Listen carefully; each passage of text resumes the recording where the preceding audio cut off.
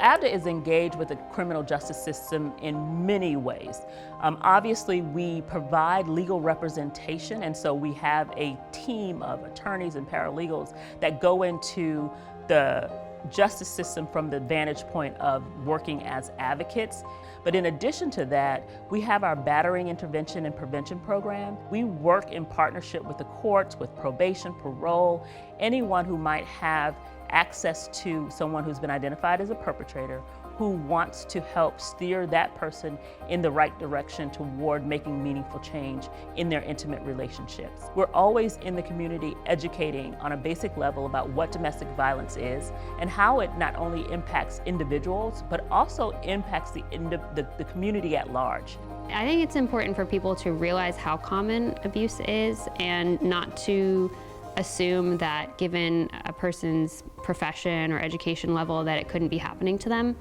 Because obviously I was a medical student, and a lot of people would never have imagined that I would fall into an abusive relationship. I was intelligent and I knew what I was doing with my life. I was a hard worker, but it can happen to anyone. We tend to think about domestic abuse on the spectrum of someone just got hurt physically, but there's so many facets to abuse. I thought abuse had to be black and blue. I didn't know it had to do with the financial control and the name calling, the verbal abuse, the emotional abuse. Leaving an abusive situation is difficult enough already, but it's also extremely costly. Without ABDA and their legal services, a lot of people could end up right back where they were. When law enforcement arrives on a scene, any domestic violence scene or violent crime scene, our Texas Penal Code, Chapter 56, mandates that law enforcement will deliver a blue card. It will have hotline numbers, it will have legal resources, it will have emergency shelter resources. All of that is in a nice little compiled brochure, and that way they have resources available, and that will further enhance their chance to reach out to a resource like ABDA or any of our other nonprofits and receive the assistance they need. That afternoon, after he had rearranged my face, I went to the hospital. And they called the police officer that came in. The two police officers interviewed me.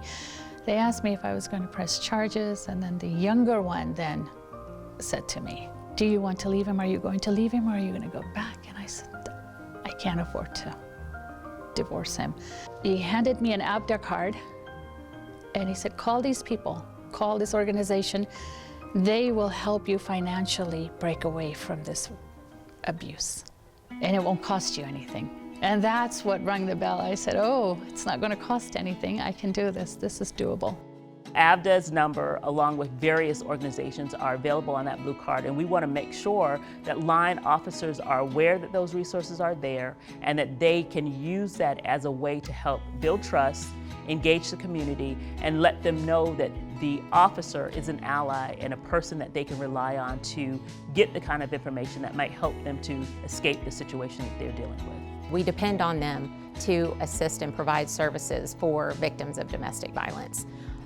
There's a lot of times where we would love to help with an extremely complicated divorce or child custody or all the intricacies that go with legal services. But as a police department, that's way out of our realm of expertise. So we have to have partners like ABDA to make sure that victims can get those services and assistance that they need in a timely manner.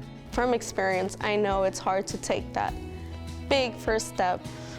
ABDA was very patient with me, very patient with me. Because we can communicate well with a victim who's been traumatized, we can bridge the gap between law enforcement engagement with them and our ability to help them get through the process, the criminal justice process, dealing with law enforcement, dealing with the legal system, dealing with going to court.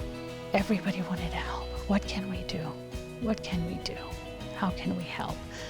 I want to be free of him legally, completely. I want to be free of him. I want a divorce. I can't afford it. And they said, we'll help you do that. I don't know what would have happened if I hadn't had ABDA because I was a full-time student at the time. I was living off of student loans. I don't know if my career would have turned out the same at all if I hadn't found them. What we do is the kind of service that transforms lives. Not only did they help me find a great counselor, besides that, everything was a phone call away. They've been with me every step of the way, not only financially, but emotionally, they've helped me to cope.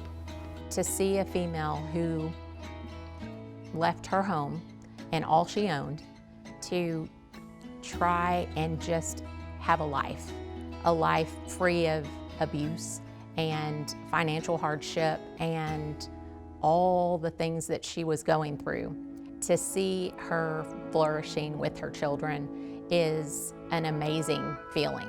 And to know that we had a part of that with partners like ABDA to make that happen is, you can't put words to it, but there's a lot of pride behind it. My children's future is going to be very happy. My children's future is healthy. We were no longer under an abuser. That was the biggest thing.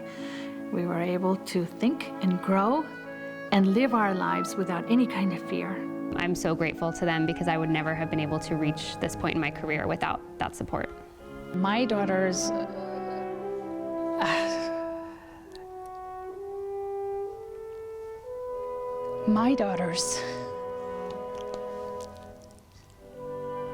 they became great people. AVDA. End abuse. Begin again.